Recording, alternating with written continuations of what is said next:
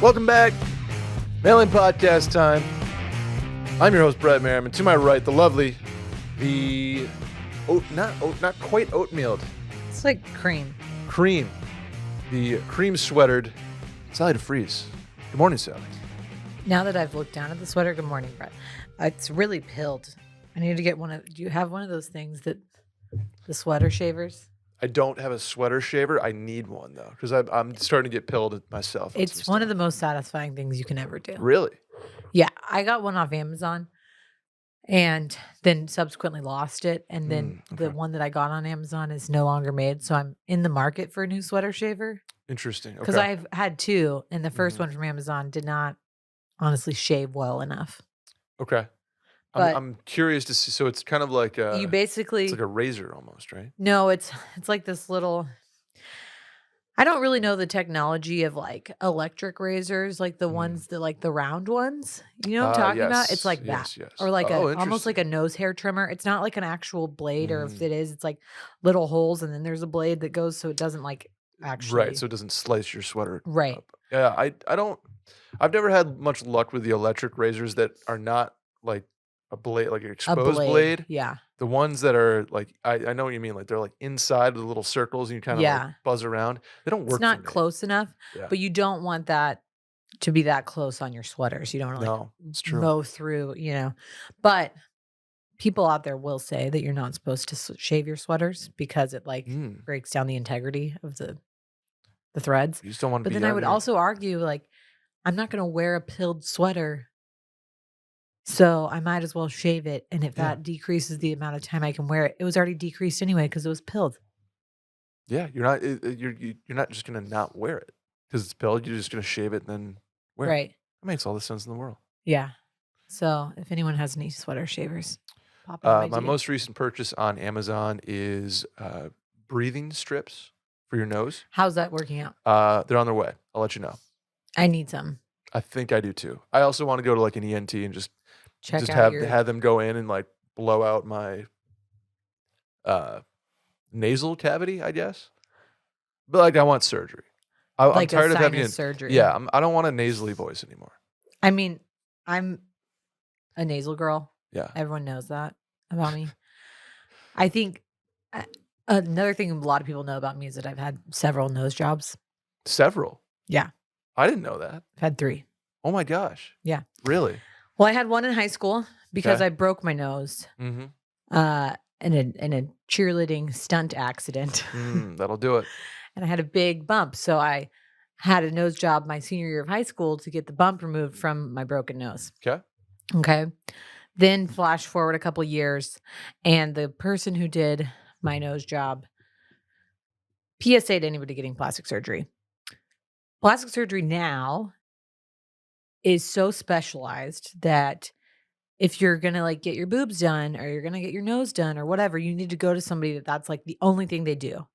You don't want like you don't want a boob guy doing your nose. Correct. You don't want like the utility player doing your face. There's no such thing as a 5-tool plastic right. surgeon. Well, because at this point, unless it is a plastic surgeon from a small town, but like most people specialize so much now that they only do faces or they only do boobs or they only do reconstruction, etc. Butts is a big thing. Yeah. BBLs. So I went to a guy who he kind of did a little of everything. Okay. And he didn't do enough noses for it to be good. So then I had all this scar tissue. So then I went back to a plastic surgeon that my dad was one of my dad's best friends from med school who said like, hey, I don't want to make you look like Michael Jackson. So we're just going to go in and take out the scar tissue and we're not doing anything else. Okay. So I did that in college and then all the scar tissue came back. And then I ended up going to a certain Beverly Hills doctor who has a TV show. 90210? No, the botched people. Oh. Shouts Dr. Nassif. No way. You had a celebrity doctor? Well, because I had this nose that I hated that like all stemmed from me breaking it and then getting surgeries and then it like turned into something that was never my actual nose. So right before I met Will, actually, probably why he decided to slide into my DMs. Because of your new nose. I went out to LA and got my nose fully fixed. They like reconstructed my whole nose because I had a deviated septum, which was like not really part of the thing, but they like had to fully build my nose back. No shit. And then ever since then, I like follow up with him and stuff. And he's always like, your nasal passages are so swollen. And it's because we live in Austin where allergies are just so bad. So even though I can, when I'm not like having allergies, I can breathe great because my actual nasal passages are straight and everything now. But we unfortunately live in like the most allergy city in the United States. Yeah, we do. And forever, I've had a nasally voice. And I just want to, I want to go see. I want to go walk into, I want a consultation. That's what I want to do. I just have them You should go see an ENT though. Yeah, check him out. I mean, you know this probably. There's a lot of research out there right now that mouth breathing is really, really bad for you.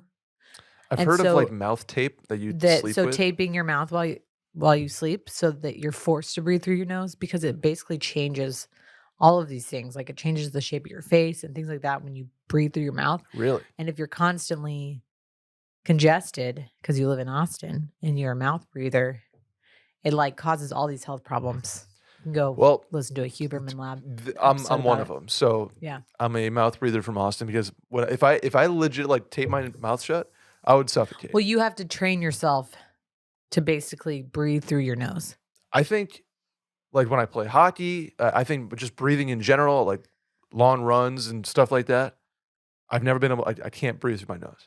Yeah, you need to go see an ENT. I think I'm going to. Yeah. Randy got me on the strips train. Well, let me know how the strips work. I used to use something called nose cones. They were like these like stints you put in your nose, these little plastic things, and so you like shove them in your nostrils from the inside and they keep your nostrils open. No way. Randy's laughing. Apparently I'm not kidding because I couldn't. The thing was I couldn't use strips after my nose job for a while because they. Oh yeah. So I would use these nose cones to like stint open my airway while my nose was still swollen, and I would lose those things all the time. Like I'd sleep in them, but I'd take them out in the middle of the night. Like same way as a retainer. It used to piss Will off. He'd be like, found some nose cones. It's gross. Just like you like roll over on one. You're just or like Rosie would be eating them. Like they're tiny, but like I would just hear chewing on something. I'm like, that's a nose cone. And you do the thing where you hold the top of their snout and you're just get it. Grab it out of there. Yep. Oh, a lot of stuff y'all didn't know about me till today. Yeah, this is the mail-in podcast. We answer questions. Please tell a friend about the show. Send some clips like the one we're going to put out of Sally talking about nose cones. Shouts to Adam for doing those. Subscribe on iTunes. Follow on Spotify. Hit the hotline number 888-362-MAIL. That is 888-362-6245. Or you can write in at the link in the Twitter bio at Mail-In Podcast. It'll also be under this episode in the show description. So 2 housekeeping things. 1, sorry for missing last week. There was an ice storm in Austin and everybody got thrown off. Yeah. 2, be driving in that. If you didn't see on the Mail-In Instagram nor Sally's Instagram story, next week, little treat for you guys. Which we are probably recording the day that this current episode's coming out. So if you have like a really, really, really pressing question and you get it to me by this afternoon, aka Thursday afternoon. Hit me in the DM. But after that, I can't promise that we're going to answer it. Because you're getting a female-in podcast. And it doesn't have to be all female questions. It's just going to be questions that me, Alyssa, and Lily answer. Correct. And for those of you that don't know, because we have some new listeners on the show, Alyssa is Dave, my coworker's wife. And my friend. And it's just Sally's friend, too. She doesn't have to be Dave's wife. And Sally's sister, Lily. Major shouts. I think we also are getting Brady on the podcast. Do I know Brady? Baby Brady. Oh, baby Brady. 1 month old baby Brady. 1 month old little Brady. Got it. I was like, she's got to come with Lily. Got it. Very fun. And just maybe sit outside the studio and hopefully not cry. We're going to let Randy babysit her actually during the... He's Uncle Randy. Yeah, he's got it. He'll be fine. He's got kid stuff on. He's given a bottle before. He'll be fine. Yeah, we're good to go. Anyway, Sally, are you ready to get into let's this get episode? into it. Hey, Mail-In Crew. I wanted to get your thoughts on splitting purchases on a big group ski trip. Here we go. We have a group going to Colorado next week, ranging from 8 to 12 people. I'm usually a fan of splitting things to keep it easy. However, I've been thinking I don't want to split alcohol bills on this trip. The two main reasons are, one, this group will buy, a lot of liquor, and I don't drink liquor. I just usually have a few crispy Busch lattes, aka Busch Lights. Would it be weird for me to ask the group if I can be excluded from the liquor bill? Side note, this group also spends a ton on food, and I don't eat a whole lot comparatively, but I'm fine sucking it up and splitting the food part. Also, Colorado still keeps liquor sales separate, so it's easy to have a separate bill from food and beer. Sally, are we doing too much here? Sure, you can ask, but your friends are going to make fun of you behind your back. Yep, that's what's going to happen. I apologize in advance for the strife you're going to receive for this, but your friends are going to hate it. Yeah. We always get these questions, and I'm like, you do you. If you want to ask, I personally, and maybe this is just because I'm a people pleaser and I don't want to ruffle feathers, but like, even when I was like pregnant and not drinking, I still like paid for alcohol. Mostly because I was just like, I don't want to be the person who, unless somebody was like, oh, Sally didn't drink, don't put her in there. Sure. But I also wasn't going to be like, you guys, I only had seltzers, so I think that this is allowed. People have different financial situations, but I'm going to argue that if you can afford to go on a ski trip, you can probably afford the extra $100 it's going to take to pay for the liquor. Yeah. For the group. And it's one of those things where the whole idea of a ski trip is going to a dope location and splitting costs so it's more fun for everybody involved. Even with liquor, with beer, like people are going to pay for your beer. They're going to chip in for your beer tab kind of deal. So it's, I get where you're coming from. I know that liquor can get expensive. Maybe we ask them, hey, can we like hold off the Pappy Van Winkle or Johnny Walker Blue? Like, let's just get the basics, or wine or something like that. But I think if I'm in your situation, I just suck it up because it's going to be $50-$60 on top of that. Randy, can you chime in on this? Because I know you're not a liquor drinker. Do you? I drink liquor. I don't drink beer. Okay, just wine, I guess. Opposite. He does Never not drink mind. beer. Randy's off. We can cut that part. Here's my question. Well, first of all, this person said 8 to 12 people, so I'm assuming people are coming and going. Yeah, it was interesting there. I'm like, it's next week and we don't have a locked in range. But I guess you're right. It could be if you're using something like Splitwise, you can really target it. Then you can target like you didn't go to the Opry this day, you didn't stay at the house this night, you didn't partake in the liquor, you didn't go to this restaurant. If y'all want to be that specific, that's great. I think at this point, a lot of people are willing to pay the extra money for pure convenience sake, because when you have that many people, you're just throwing shit into the pot of what everyone paid and then breaking it down. It's too difficult to be like, well, Brett attended this, but he didn't do this. I think that just gets too complicated. I agree. With this many people, / in general. I think everything kind of comes back to like, that's kind of been my whole philosophy since I've been probably making my own money at 22.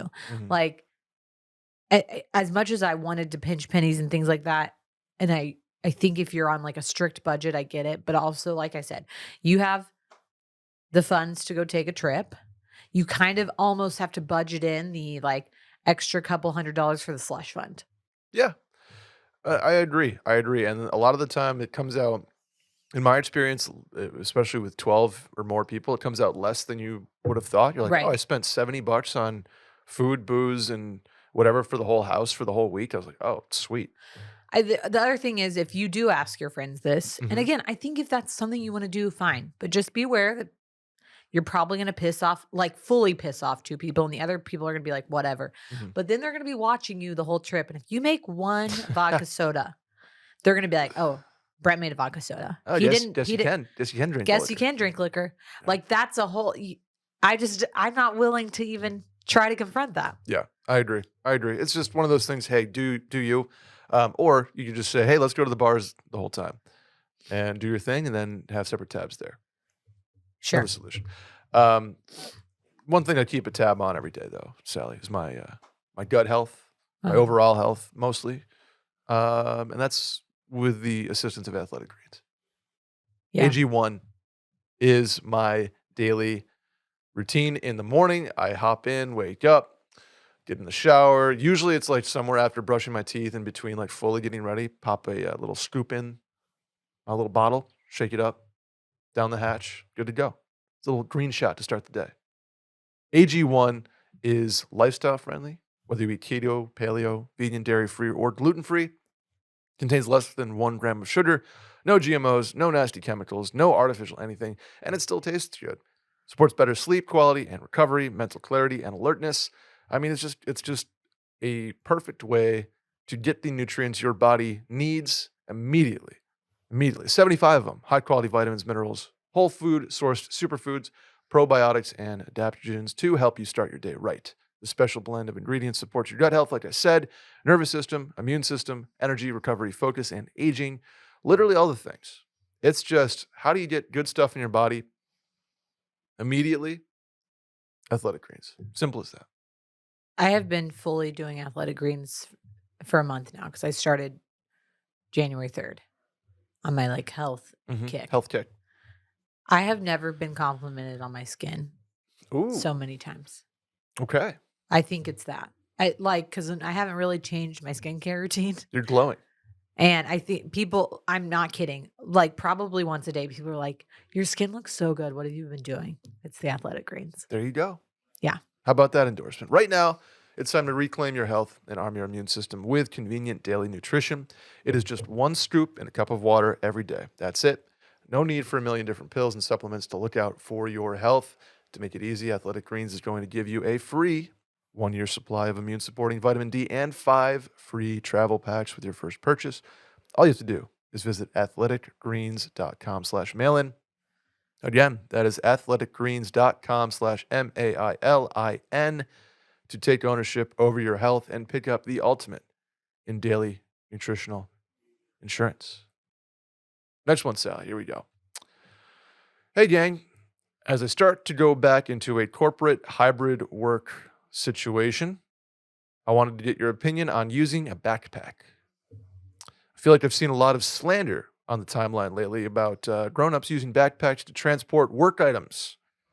Is there a better alternative? Is a backpack necessary for those who drive into work versus using public transportation? This is a little style question for you here, Sally. Where do you fall on the new, kind of the backpack kick people are on? I support it. Okay, I'm going to just say this. Backpacks are great. They're easy. I actually was kind of confused about this. I feel like if you use public transportation, it makes it easier. For a backpack? Yeah. Well, I'm just anti-backpack in general. I think if you wear a backpack, I think less of you as a person. Wow. Okay. I'm just kidding. I'm totally kidding. It's like the new Allbirds is wearing a backpack, or the new On sneakers. It's kind of like feels like a techie thing that people have gone from like briefcases to me. I love my like over the shoulder saddle bag, or whatever you want to call it, laptop bag. That's my style. That's what I like to do. I know people do that too.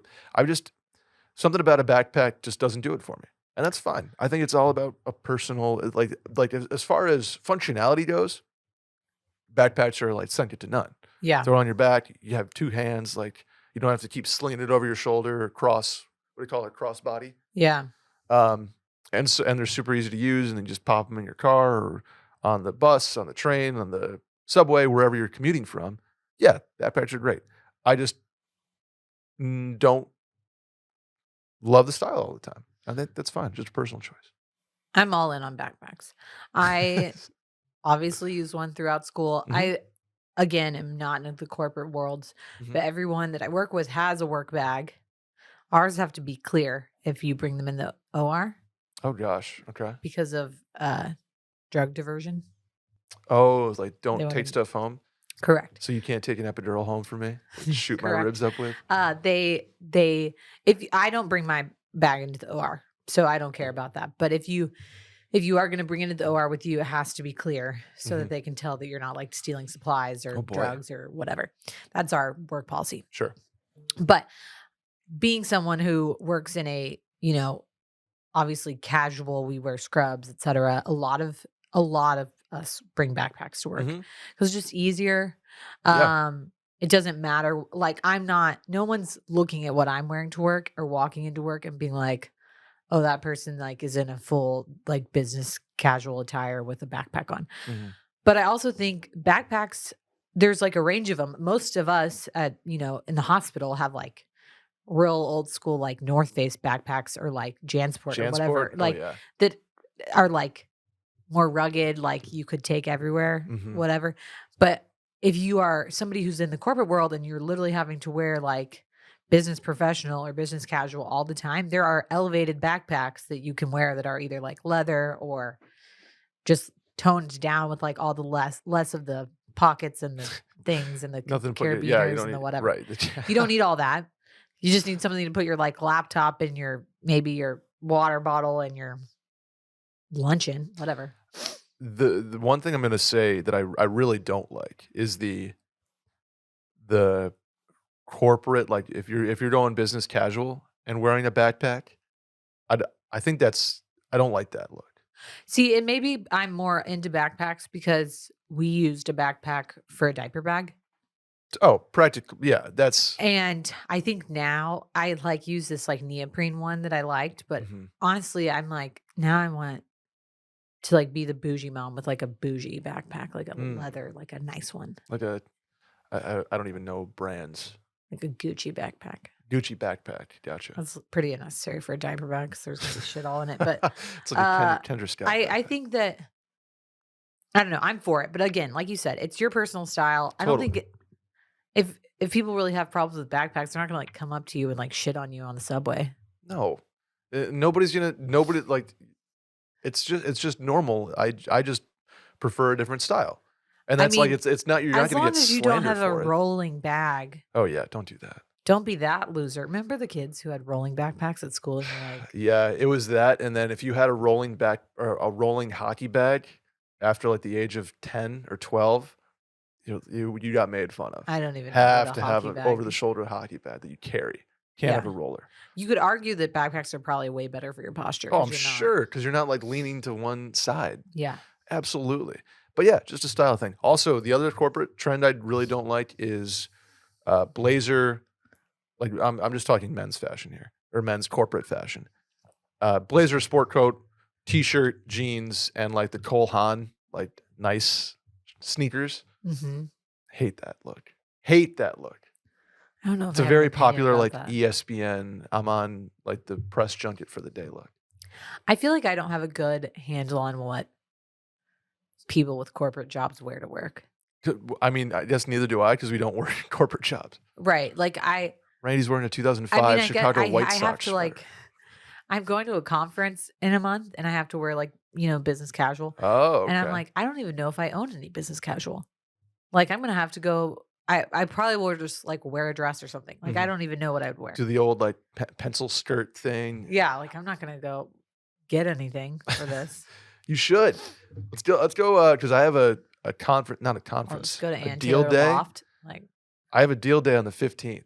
Should we go to Nordstrom's and do content and be like Brett and Sally get? I mean, we can. I don't think anybody commercialized. Cares about no, they don't. My non. I'll just go to Ann Taylor Loft to pick up some black some pants. mob stuff. Yeah. There you go. Hey, Brett and Sally. I am currently a grad student who's working full-time in Richmond. Shouts to the Spiders. Our grad school class is pretty social, and we go out after class fairly often. As you might guess, this has led to some hookups between people in the class, and I found myself in one of these situations fairly recently. We never officially dated, but we definitely pushed the envelope to the point that it was a running joke among classmates that we were dating. Long story short, it didn't end super well, but we remained friendly with each other. Here's the deal. I recently started dating another girl who's not in our class and may end up bringing her to some of the social functions with other classmates. Do I have to tell her about the history with the girl from our class, or Should I just avoid the topic altogether? If we had actually officially dated, I would definitely tell her. But since that never happened, I think it may not be worth the possible awkwardness. Little do they or don't they here, Sally? I think this is a case-by-case basis. Okay. How long have they been dating? Him and the new girl who's not in the grad school class. And is it a situation where you've already talked about other exes? Mm-hmm. Like if you've only gone on a few dates and you're going to bring her around, I don't think it's necessary to tell her because you haven't delved into the whole like who you've dated, who your ex is, etc. Sure. I think I don't know. I don't know if I would want to know beforehand. You know what I'm saying? Because then I feel like it would make me weird all night. Yeah, you'd be like scoping her out type of thing. But then it's also like afterwards, if it's weird because people in your class or the hookup girl is weird to you, then the girl you're with is gonna be like, "Why didn't you tell me?"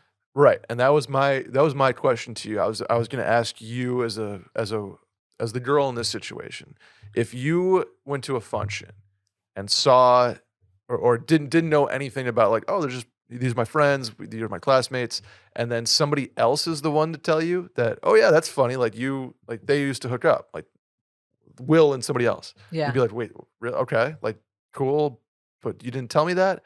Do you want to do it like that, or like you said, what do you prefer? Do you prefer knowing and maybe it's like a little cold or weird, or do you prefer just ignorance on that? I think I prefer ignorance. Okay. Mostly because when Will and I first started dating, we went to Michigan and there were some girls he'd hooked up with there. Mm-hmm. One of whom literally in front of me called me a redhead distraction to Will. I was like, who's this bitch? Excuse me? And later he was like, I like made out with her one time. And I was like, okay, well, she's clearly crazy. Oh like, my God. You know what I'm saying? Yeah. So I think in that sense, I was just like, okay. It also depends on the girl. Like for me, that stuff doesn't bother me. Will and I have exes. We don't really talk about them that much. Neither of us had like life-changing exes. Mm-hmm. And to me, this girl, the grad school girl, is not a life-changing ex. Sure. You dated this girl and it was like hot and heavy and serious. I think that's a conversation like, hey, my ex-girlfriend's going to be there. Yeah. Someone you hooked up with, I think even if it gets brought up at an event, you're just like, we hooked up. It did not end well. I didn't. It will never happen. So I didn't even bring it up because and to me, she's a blip on the radar. Yeah. You know what I'm saying? Yep. I think I tend to agree with you. I would go in and just if it happens, like, oh yeah, no, like it's almost if you tell her or talk to her about it before, it's almost increasing You're giving it more power. You're giving it more credence than oh yeah, like no, one or two nights like kind of didn't work, didn't end well, just friends. And especially if you said you're still friendly with this person, right? Like if it's like you could kind of laugh it off situation. Mm-hmm. I think that's how you do it. And but yeah, if maybe the only way I'd say otherwise is if you know the new girl you're dating is like a quick fuse kind of situation. Maybe that's the only way. I'd say otherwise, but no, I think I think you're fine. Talking about it before gives it more power. Yeah, like you mentioned. You said you are in grad school though, and if that means maybe if you're in business school, it's like you have a good little wardrobe, like we talked about, Sally and I. Yeah. See our friends over at Roan. RHONE. Roan is absolutely becoming one of my favorite sponsors because they have made my favorite shirt. My favorite button-down dress-ish shirt. This is my white Roan button-down, and it is the most comfortable thing. Slimming, light, and the material is awesome. So I hit all the points that I wasn't even supposed to get to yet in the read, but I had to lead off with it. It's the most comfortable, breathable, and flexible set of products known to man, and here's why. Roan helps you get ready for any occasion with the Communal collection, which offers the world's most Comfortable pants, dress shirts, quarter zips, and polos. You never have to worry about what to wear when you have the Rhone Commuter Collection. The comfortable 4-way stretch fabric provides breathability and flexibility that leaves you free to enjoy what life throws your way. From your commute to work to your 18 holes of golf. They're comfortable, confidence, all of the business buzzwords. I'm not Throw a going to read them. backpack on it. Yeah, throw a backpack on it. Exactly. Listen, all it matters is that Rhone's comfortable, Rhone looks good, and they'll keep you fresh all day long because the material, it's 100% machine washable, so you can ditch the dry cleaner altogether as well. I said I love the white button down. I love the collar. I love the way it looks. I love the fit. I wear a large, true to size. I've washed it a few times. Stays true to size. The material stays the same. And I'll just be honest, I bought more Rhone stuff based on them sending me one free shirt. Their pants are pretty cool too. I washed Will's shirt. Mm-hmm. Shockingly not wrinkled. Shockingly not wrinkled. Yeah. Like I like took it out. I was like, what is this? I didn't know what it was because I was, doing his laundry. And I'm like, this thing is literally like, I don't have to like put it in the pile to be ironed. I don't have to like put it back into the dryer to dry a little bit more to release the wrinkles. Like I literally just hung it on the thing. Bada bing, bada boom. Yeah. Rhone's good to go. The Commuter Collection gets you through any workday and straight into whatever comes next. Head to Rhone.com/mail and use promo code MAIL to save 20% off your entire order. That's 20% off your entire order when you head to RHONE.com/mail and use code MAIL. It's time to find your office comfort. I'm going to get Randy some Rhone. Hey guys, first time, long time, and I'm in kind of a tough situation. Here we go, Sally. I'm in a long-term relationship, and I'm very happy with it. I also started a new job last year that I really like. Only problem. There's someone I work closely with of the opposite sex who is also married that I have a ton in common with, and I really enjoy talking to. Just think that we've gotten too close. We are great friends, but I think I have some feelings for her. I have no intention on pursuing this or talking to her about it, mostly because I, of course, respect that she is married, and I like my job so much, it's just killing me inside that I have to see this person every day. I don't really know what to do. To add a little context, we are literally on a sub-team of 2 and talk a lot, but it's remote.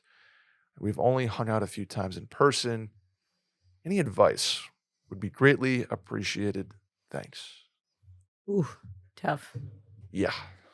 That is difficult because you have to talk to this person every day. You can't like avoid them. Mm-hmm. And you can't cold shoulder them. Stop talking to them because then it's weird because then you can't work with them, right? There's sticky situation here. Tough. Yeah. I think I don't know. I don't know. I don't have a good answer for this. I feel like if you tell her that you have like, hey, we gotta let's keep everything we talk about work. If you say that, she's like, well, that's weird. Like, why? And then you explain it and you say, I'm developing feelings. I don't know. I don't know what the pathway is to that. And you don't want to like quit your job because you love it. Do you go to a manager and say, can I switch to a different team? Is that the option here? Yeah. I guess it's got to be because it's like either path is going to lead to something worse, right? Quitting your job but you love it and telling her. I don't think there's a happy ending romantically here. So he's in a relationship and happy. Yep. She is married. Yep. Yeah, it's not. He doesn't sound like he's wants to pursue this. He says like, no intention. He's just like, it's kind of like just bubbles up. Can't really control it type of thing. Yeah. I think 2 things here. One, it's like kind of you got to kind of shift the mindset. Because I think I think it's really easy for people in all different walks of life, whatever situation it may be, to have chemistry with each other. So yeah, you're absolutely right here. whether it's at work Mhm. or maybe you're on like some sort of intramural team or it's one of your college best friends or whatever. Mhm. There are certain people you click with just because your personalities kind of mesh. Yeah. Doesn't always mean that you need to be in a relationship with that person. No, it's just a good like a good click is a good click. Right. And I think it's easy to, especially when it's someone you're attracted to, Mhm. like confuse there's confusion. To confuse like rapport with attraction. Sure. So Okay. if you I think that gets clouded when people are, you know, working with somebody that they just find attractive qualities in them. So then you already are thinking like, "Oh, this girl's cute and funny and smart." Mhm. And then we have this great rapport and now I think I have feelings for her. Mhm. But if she were a guy, you would probably have the same and had the same personality. You'd have the same interaction, but you just wouldn't be sexually attracted to him. You know what I'm saying? Yeah. So you almost have to like shift it to thinking that because yes, maybe you have developed a little bit of a crush or feelings, but it's all based on just your ability to have a good relationship with this person. Yeah. I think that can be a strength. I think having somebody that you work with where you get along with them, you are able to open up with them, like you don't harbor resentment towards them, all of those Mhm. things are good. But on the flip side, now he's almost talked himself into having feelings for her. Yeah.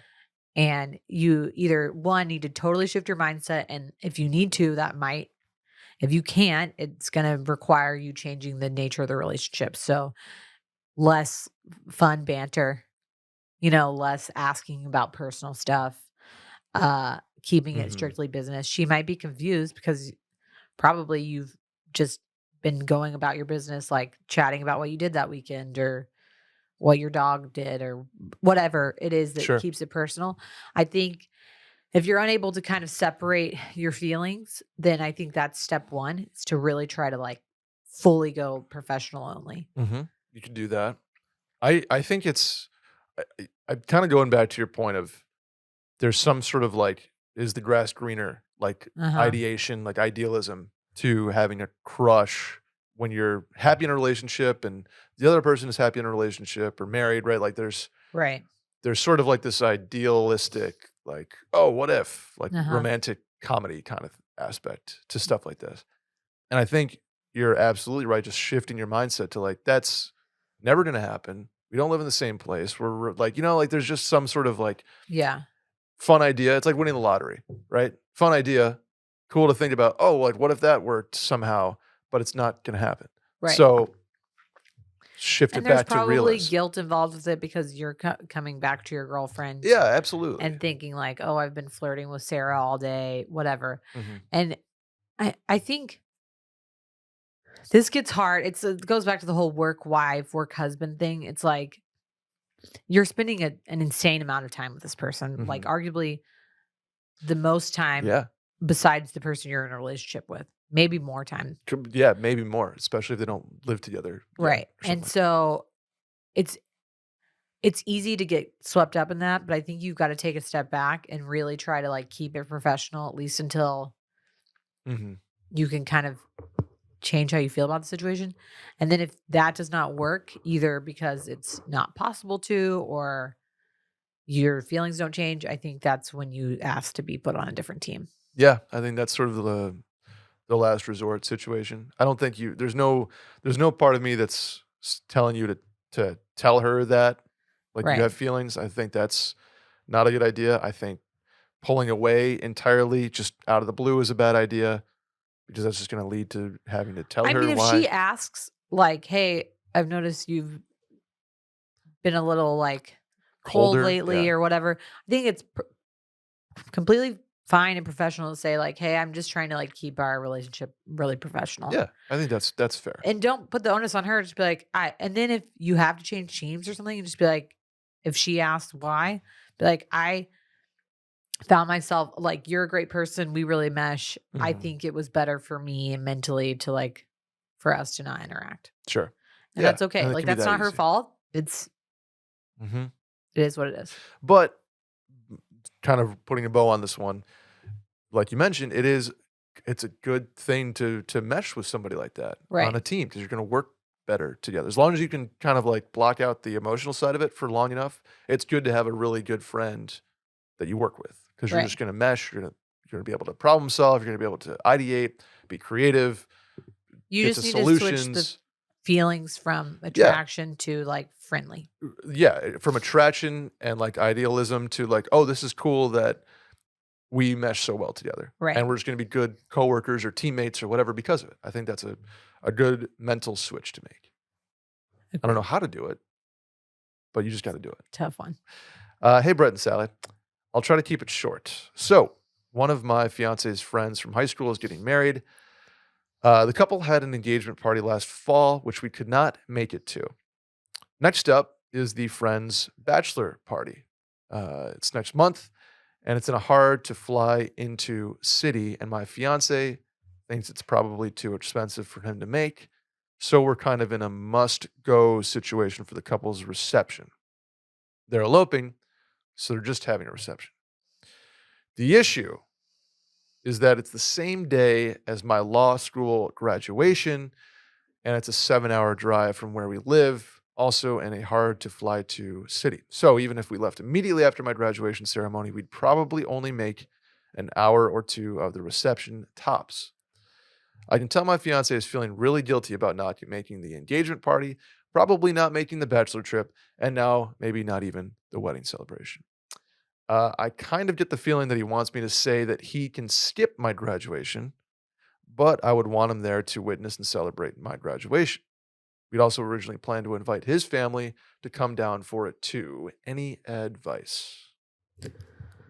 This one's easy for me. Hit me. You tell the fiance, it's my freaking law school graduation. You're coming to my law school graduation. I'm sorry that we didn't go to the engagement party and you couldn't do that, but maybe we can go hang out with your friends on a different weekend. Are you going to be sad when this couple does not come to your wedding? I mean, yes and no. Like, to me, this is should exist. Like, there's other stuff going on. Will's best friend couldn't come to our wedding because he was in a similar situation, like had a like life-changing internship that was going on that he could not like fly across the country and leave for a few days. Okay. And it was one of those things where we're like, we get it. We eloped. It wasn't like a bit. I mean, even if it would have been a big ceremony he had to miss for that, it hasn't changed the nature of our relationship. I think the true friends are going to understand that you have stuff going on. Law school graduation to me is a huge accomplishment. If you didn't care about it, fine. Sure. Yeah. It's Whatever. all. Yeah. But if you care about it, which sounds like she very much cares about, right? Then he should be there.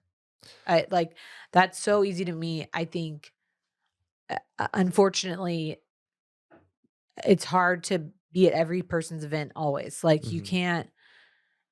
It's not gonna like. I think if this guy's high school friend is truly his friend, he will understand like they had life events. And I think if he wants to make an effort, like say like, hey, it's her law school graduation weekend, we cannot make it, but I would really like to like go on a couples trip together one weekend or long weekend, or we would love to come visit y'all on a different weekend. Part of me, like if this is one of my best friends from high school, I'm doing everything I can to make that wedding, especially if I've gone 0 for 2 on engagement. I'm sorry, I totally disagree with you. I think if Will would have missed my grad school graduation, that would have been grounds for like us to possibly break up. Really? Yeah. Okay. And because I cared about it a lot. It was a huge, huge accomplishment. That was 3 years of me like working my ass off. My family's there. If I didn't care about it, fine. Yeah. Fine. But if you care about it and you want him to be there, his friend needs to understand. And like, that's what bothers me about this wedding stuff is I think people really get in their heads about like, oh, it's my time to shine. Everyone needs to be present, this and that.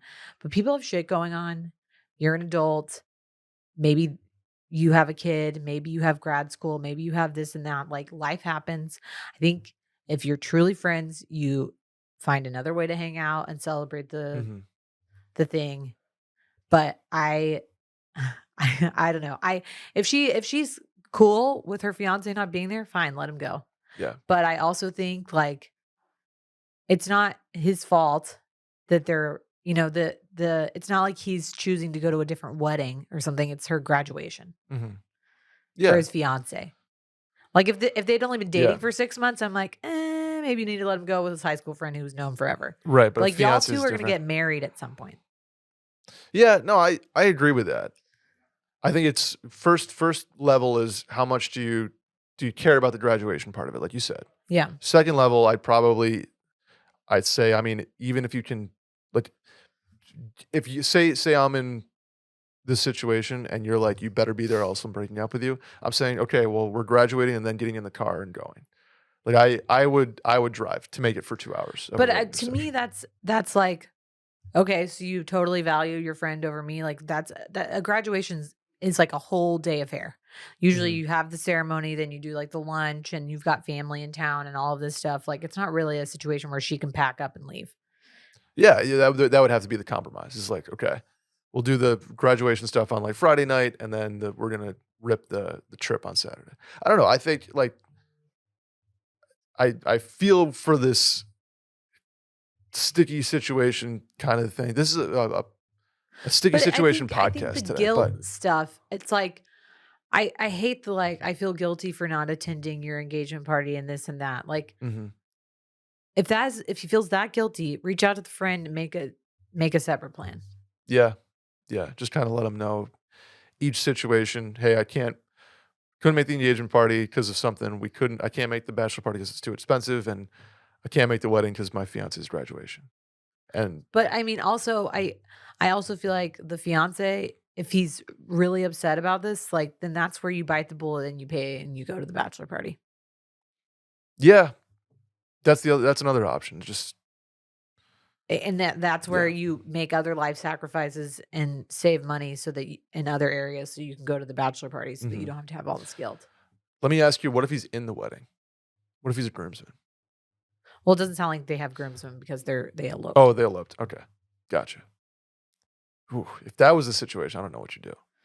I think that's the thing. If it's that close of a friend, you absolutely have the card to pull, the closest card of, hey, it's so-and-so's graduation. Like we would be there at any other, of the people who missed our wedding, we had a couple friends who missed our wedding. One is Will's best friend. And we were like, that is such a bummer. We definitely want you there. Like, but then some of the people who told us no, I'm like, okay, this says a lot about our relationship and that's okay. Like maybe that's the time where we pull out like of this friendship. And I think that will be the test. You know what I'm saying? I think if you're close enough with this person, they're going to understand the dilemma you're in. But if you're just trying to save face and you're like, I have this obligation because he's my high school best friend and I feel guilty because all the rest of my high school best friends are there, that's not a reason to go because of guilt. But if it's your best friend, they're going to understand. So then you shouldn't even have that guilt because it's like, okay, well, we'll figure it out another time.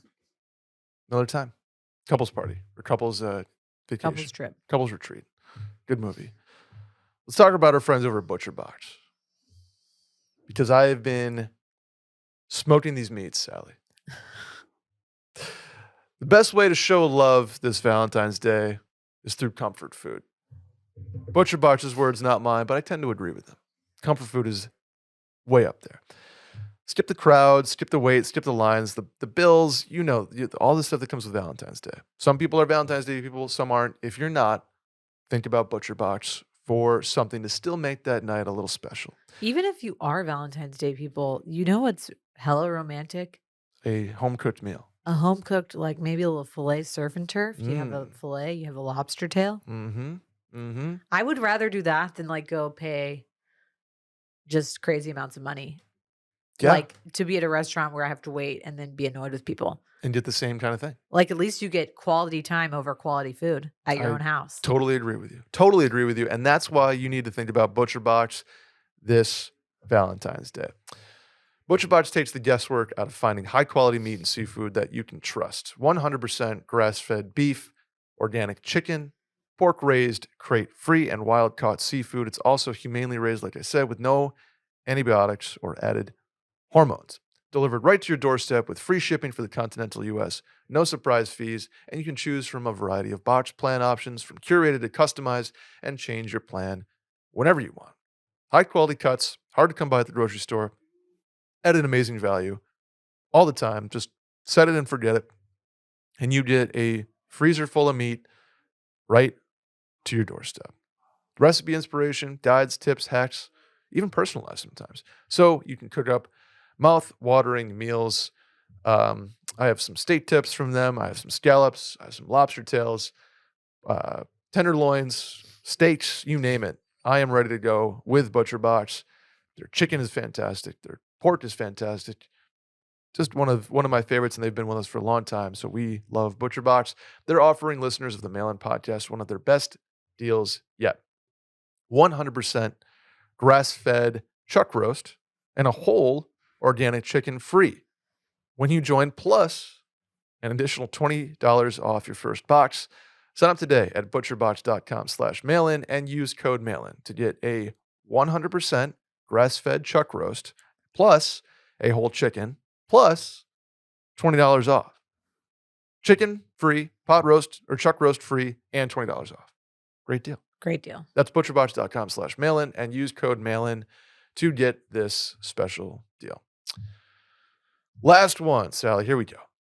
As a recent homeowner and a slightly more than average handy person, what would you recommend as my first home project? Also, can you tell Dylan the proper way to hide wires on a TV is not by running the TV power cord through the wall, but actually running a new outlet behind the TV? I will be sure to tell Dylan that. Wow, sounds like this guy knows his stuff. Slightly more than average handy guy, he says. So we got to talk to Dylan about running Person, a new, it could be a girl. Could be a girl. This could be a girl. Person. They did say person. I'm sorry. What is, when you get into a new house and say it's like not brand new, you know, whatever, you need to do some work to it. What is the number one thing that you're doing to it first in a home improvement project? I'm going to throw this out there as someone who's never owned a home and is not handy. Okay. I always feel like the first thing people work on is like a bathroom. Yeah. You know, I feel like that's like a good, it's one that's going to take work. Again, this is coming from someone who has no experience and is not a plumber or handy. But I feel like that's one of those things that like people are like, oh yeah, we're like redoing the guest bath. Yeah. Like that was like, you know, you get like a little new vanity, you retile some stuff. Yep. You maybe put some new like hardware in the shower, a new faucet, new shower head. Finishes. Yeah, some new finishes. You take out the linoleum, throw in some tile. Maybe some stone, maybe. Maybe upgrade your mirror situation. Okay. The lighting situation is big. I feel like because it's a small space. Yeah. Even though it's a lot of like actual harder, like handy things. Cause like I again don't know anything about laying tile and shit, but I feel like having to take out old tile, put new tile, that's like time intensive, but it's a smaller space. So it's easier to like conceptualize what you want to do. Yeah. And make progress on a small room versus being like, okay, we're redoing the kitchen. Let's do it. Let's get some new cabinets, like new appliances, etc. I think you're right on the bathroom's a good intro, like an intro level, because I can sit here and just say, well, paint a wall, because that's like the easiest way. Painting is easy. Boom, like that's done. That you don't need to be handy at all to do that. But my first thought was knock down a wall. Like it's all get open these days. Everybody's got to be open floor plan. But don't you feel like that requires like probably an engineer's like absolutely, yeah. You got to have some idea of what you can't just throw a sledgehammer in the wall. But once you get all kind of somebody take a look at it, okay, we can do this. This is load bearing. Don't knock down this wall. This is not load bearing. You can knock down the fuck out of this wall. That's a fun one. Opens things up. I just am saying guest bath because you're probably not going to screw your whole house up. Exactly. It's like the least amount of like annoyance and invasiveness into your everyday life, because likely you're still able to, unless you're straight up only bathroom. But if it's like a guest bathroom, it's like you still have your own bathroom to use.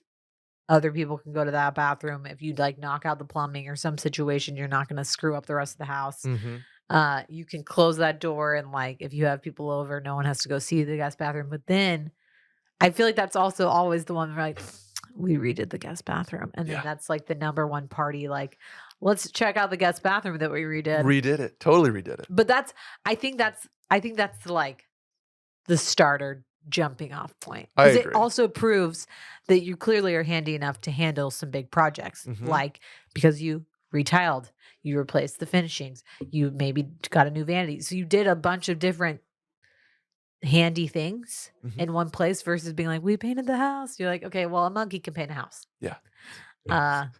Given the right instruction, Fritz can paint a house. I mean, it'll take him a long time, it won't go well, but he can do one. Right. He's equipped. I think the only problem with doing that is maybe you get a little cocky and you're like, well, we did the guest bathroom, we did the master bathroom, let's do the kitchen. It's like, let's leave the kitchen to a pro. I think a kitchen, though, is, if you are that handy, is definitely doable. And that's why you start with something small, where if you make a mistake, going into the next one, like, okay, well, we did this with the tile, that did not go well. So like, we're going to pivot. Yeah. Oh yeah. Yeah. And again, if you make a mistake on the guest bathroom, like, who gives a shit? It's the guest bathroom. That's true. It's just the guest bathroom. It's just the guest bathroom. I wonder, like, what is the you look at like 2023 building trends, and modern farmhouse is on its way out, and now it's all about having like deep earth tone cabinetry, and like the hunter green is in, and navy cabinets are in. It's like this dark wave. Yeah. I'm a fan of dark interiors. Me too.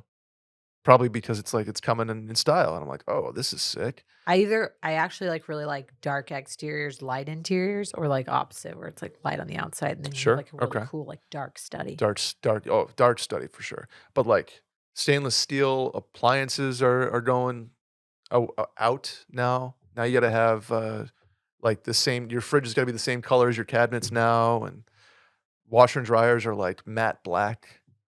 Yeah, I don't care about that. Yeah, I don't. Well, it's just a washer dryer. Yeah, no. By the way, thank you everybody who reached out and said I can just switch the hinges on my dryer to the other side. I haven't done it yet, but I'm going to look into it. Yeah. I'll give you that level of commitment. Cool. You're going to think about it. I'm going to think about it. Exactly.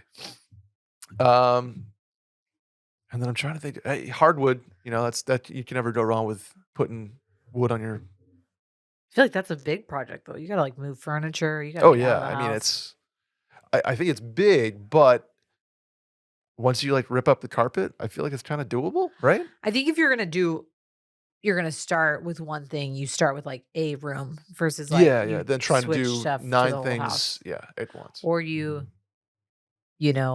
hide all the wires for all your TVs. Number one. Or you like whatever you're going to do. I want to eventually in my house someday have like the fireplace, like you guys have, like the big ass fireplace with a stone. And then like I want a problem of mine one day to be like, how do I get wires through stone? The I know it's great doable, thing about but ours it's like not was easy. that someone did it before us and had the same TV. So we literally just were like, yep, that helps. That helps. It's like, well, I don't know we how didn't this have a happened, choice but because they had already drilled into the stone.